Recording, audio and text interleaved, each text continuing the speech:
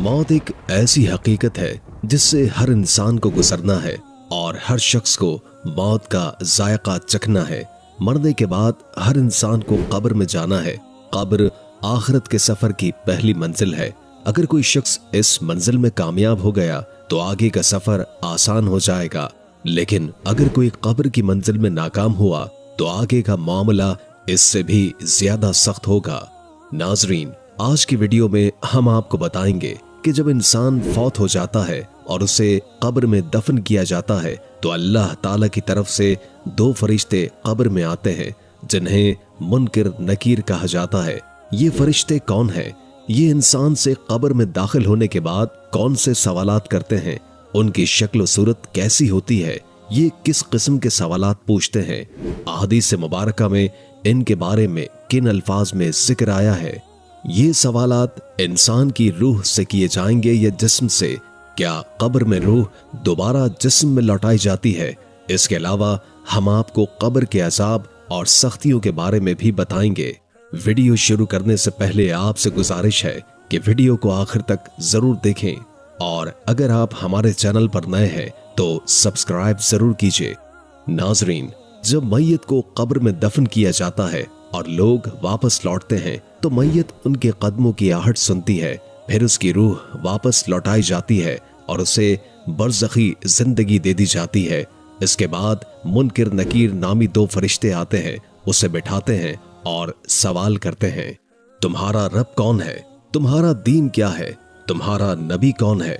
अगर मरने वाला मुसलमान हो तो वो इन सवालात का आसानी से जवाब दे देता है, और अगर खुदा न ख्वास्ता काफिर हो तो वो इन सवालात का जवाब नहीं दे पाता।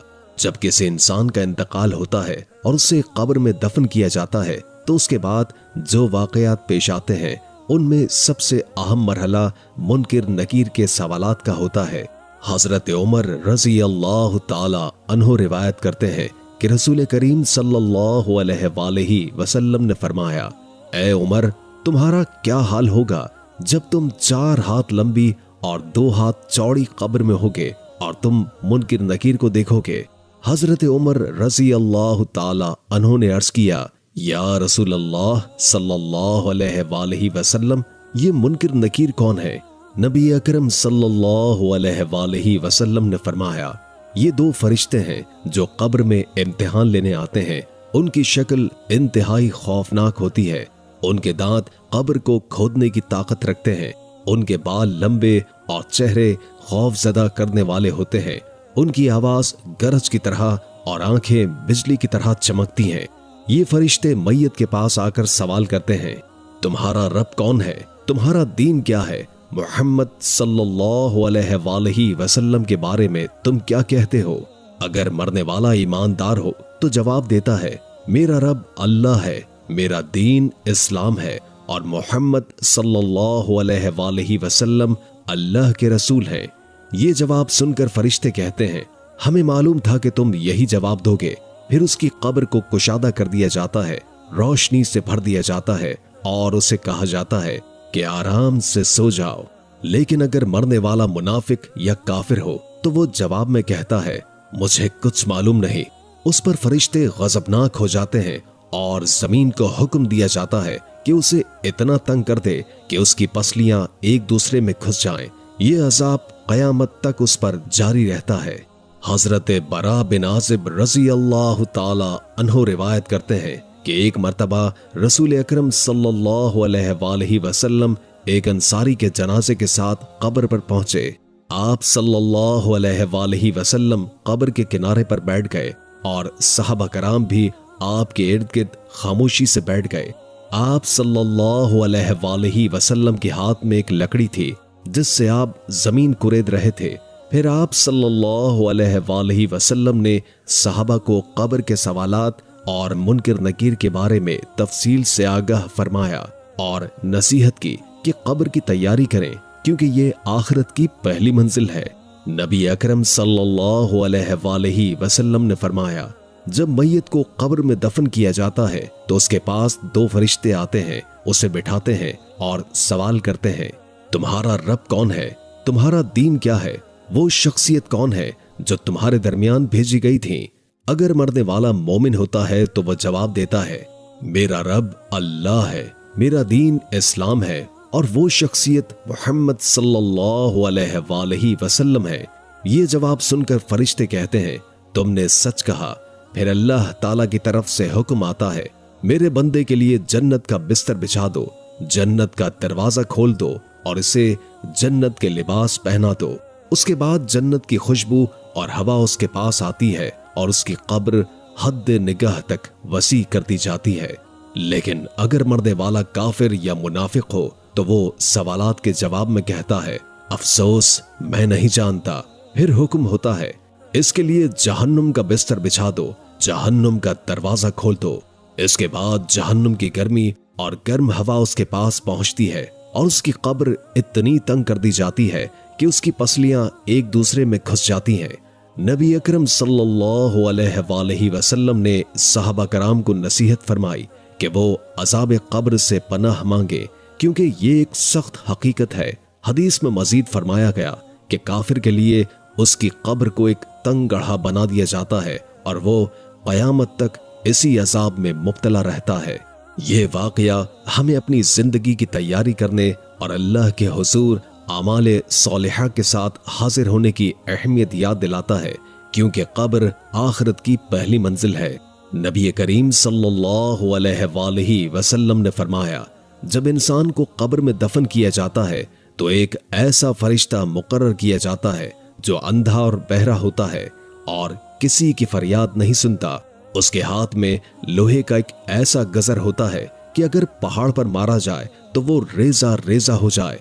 ये फरिश्ता मुर्दे पर वार करता है और उसकी ज़र्ब की आवाज मशरिक से मगरिब तक हर चीज सुनती है सिवाय इंसानों और जिन्नात के। इसके बाद मुर्दा मट्टी में तब्दील हो जाता है और फिर इसमें दोबारा रूह डाल दी जाती है।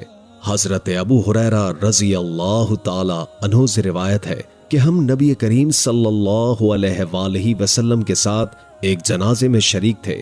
तदफीन के बाद जब लोग वापस जा रहे थे तो आप सल्लल्लाहु अलैहि वसल्लम ने फरमाया, ये मुर्दा तुम्हारे जूतों की आवाज सुन रहा है। इसके पास मुनकिर और नकीर आते हैं, उनकी आंखें तांबे के बड़े बर्तन के बराबर और दांत गाय के सींग की तरह होते हैं। उनकी आवाज बिजली की गरज जैसी होती है। ये फरिश्ते मुर्दे को बिठाते हैं और सवाल करते हैं, तुम्हारा रब कौन है?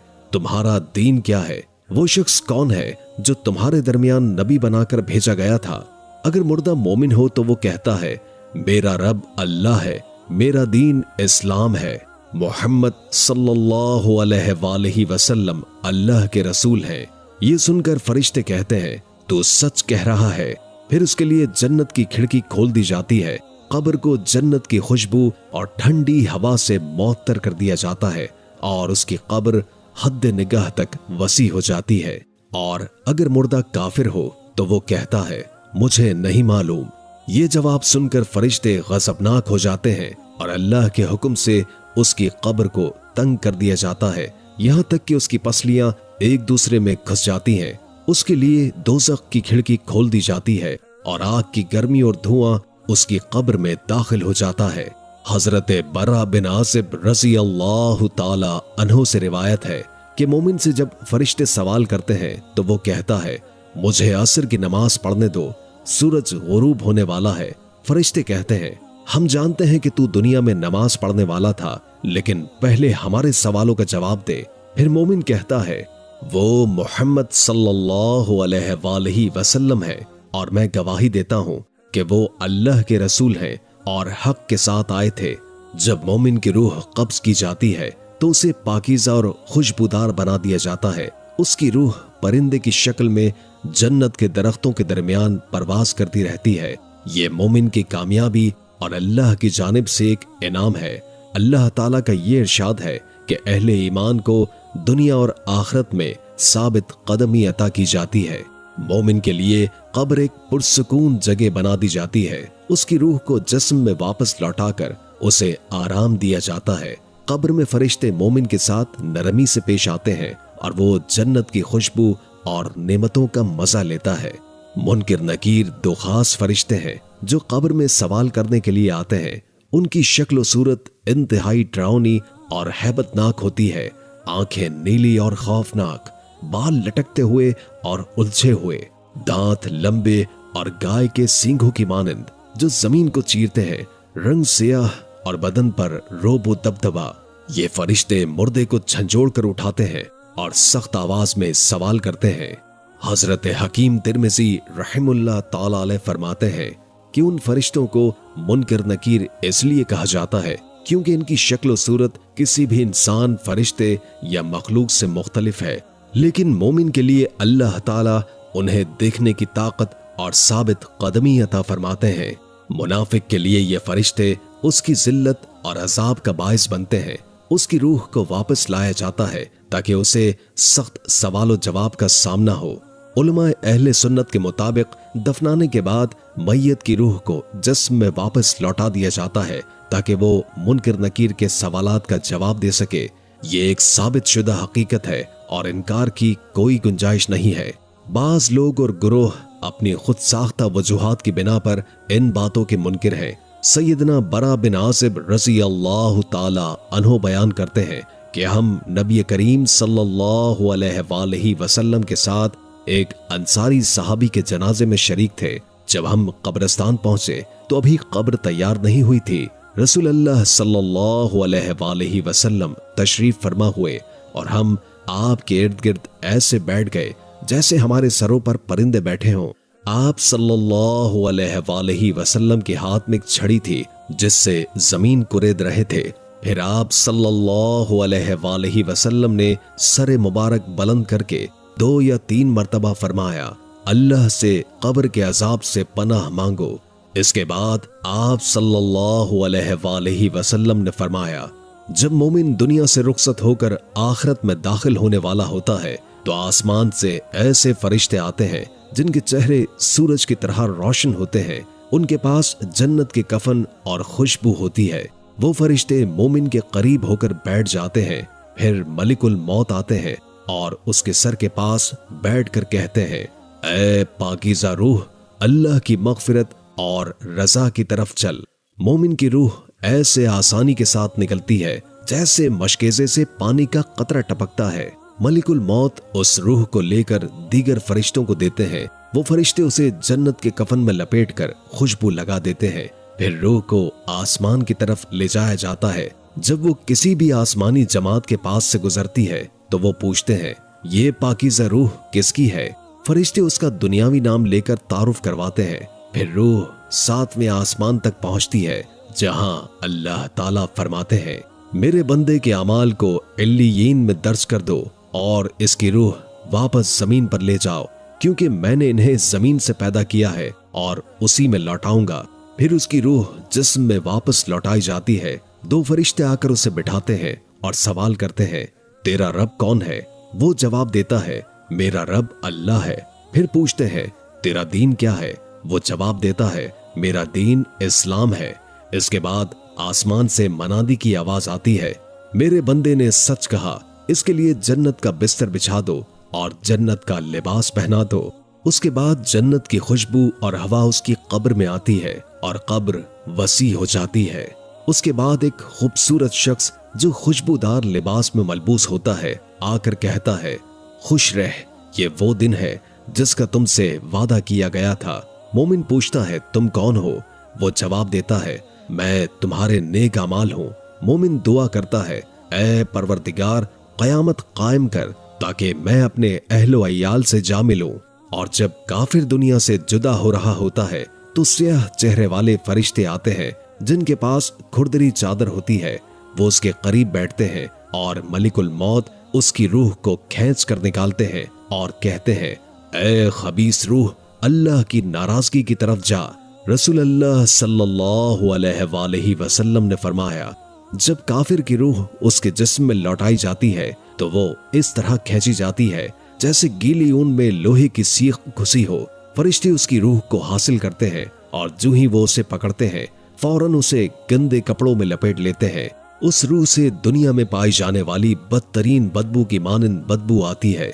फरिश्ते उसे लेकर आसमान की तरफ जाते हैं। जब वो किसी आसमानी जमात के करीब से गुजरते हैं तो वो पूछते हैं, ये नापाक रूह किसकी है? फरिश्ते उसका नाम बताते हैं। जो दुनिया में इसके बदतरीन अमाल की वजह से मशहूर होता है। उसे पहले आसमान पर ले जाने की कोशिश की जाती है, लेकिन दरवाजा खुलने से इनकार कर दिया जाता है। इस मौके पर रसूलुल्लाह सल्लल्लाहु अलैहि वसल्लम ने कुरान की ये आयत तिलावत फरमाई।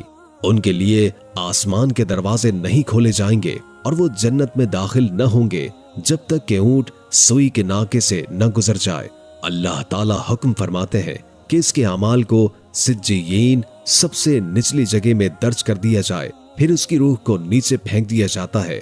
इसकी तस्दीक में रसूलुल्लाह सल्लल्लाहु अलैहि वसल्लम ने कुरान की ये आयत तिलावत फरमाई, और जिसने अल्लाह के साथ शिर्क किया गोया वो आसमान से गिर पड़ा, परिंदे उसे उचक ले गए या हवा उसे दूर कहीं फेंक देती है। फिर उसकी रूह को जिस्म में लौटाया जाता है। उसके पास दो फरिश्ते आते हैं, उसे बिठाते हैं और पूछते हैं, तेरा रब कौन है? वो कहता है, हाय अफसोस, मुझे कुछ मालूम नहीं। फिर पूछते हैं, तेरा दीन क्या है? वो जवाब देता है, हाय अफसोस, मुझे कुछ मालूम नहीं। फिर पूछते हैं, ये कौन शख्स था जो तुम में मबूस किया गया? वो कहता है, हाय अफसोस, मुझे कुछ मालूम नहीं।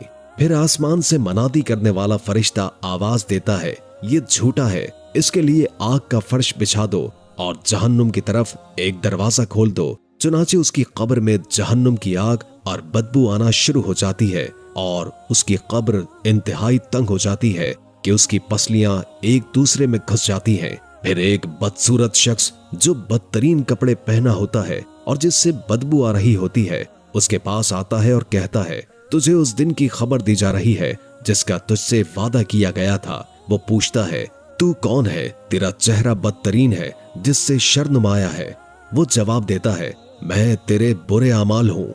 उस पर वो कहता है, ऐ मेरे रब, कयामत कायम न फरमा।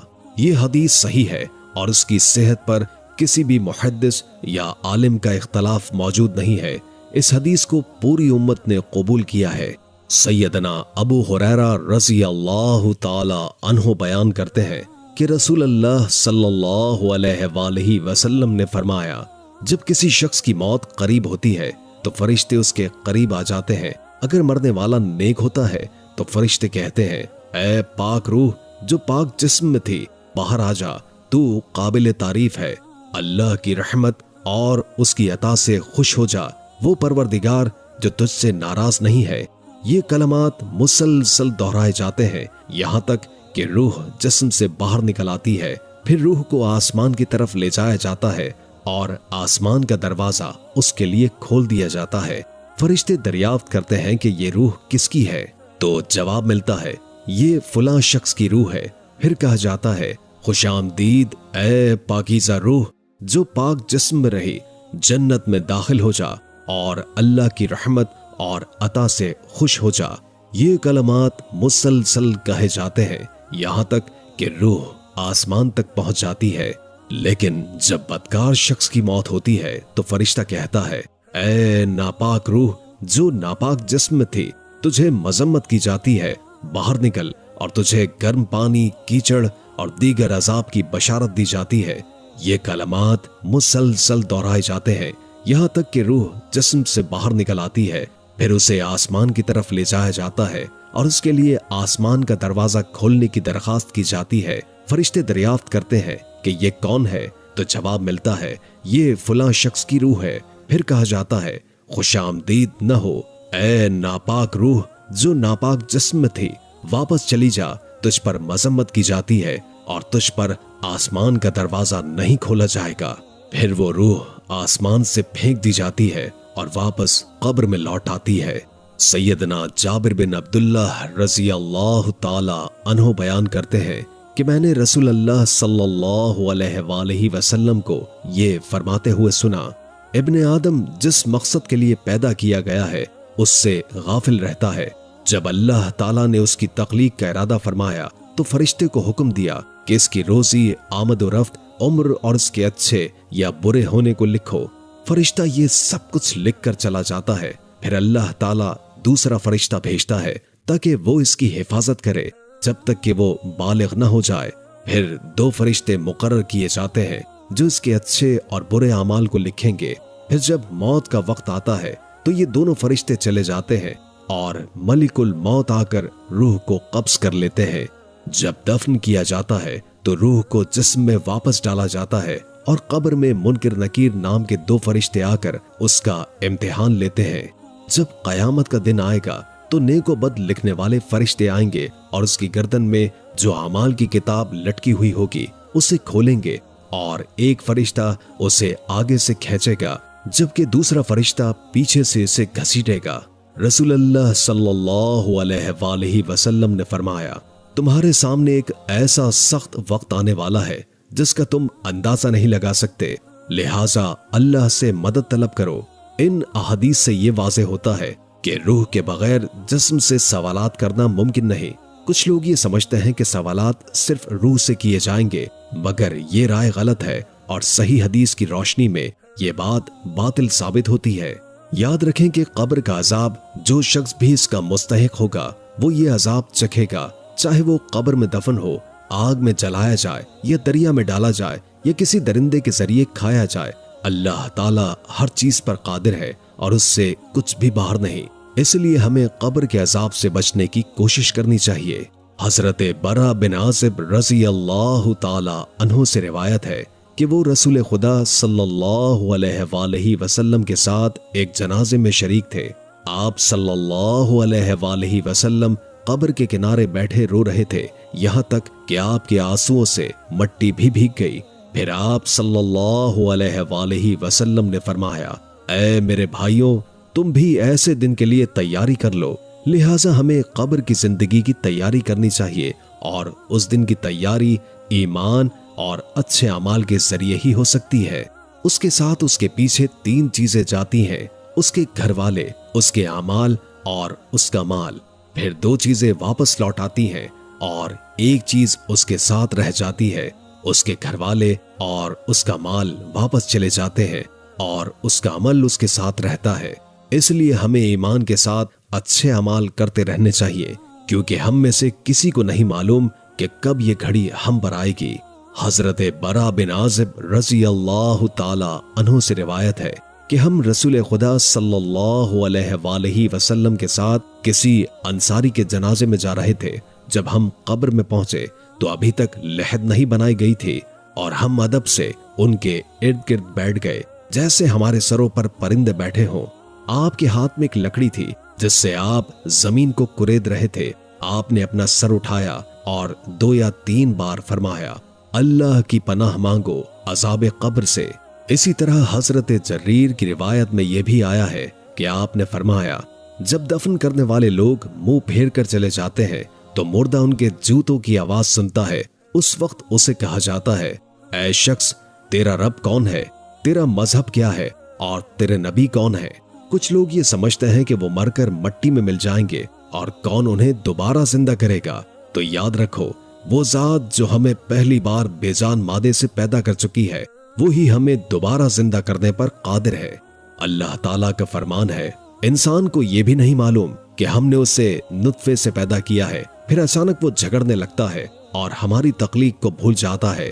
वो कहता है, ये सड़ी हुई हड्डियां कौन जिंदा करेगा। आप कहिए कि इनको वो जिंदा करेगा जिसने उन्हें पहली बार पैदा किया था। कब्र से उठाए जाने के बाद तमाम लोग मैदान हश्र में जमा होंगे और अल्लाह के सामने हिसाब किताब के लिए पेश किए जाएंगे। मैदान हश्र में लोग नंगे पांव, नंगे बदन और बेशर्म हालत में जमा होंगे।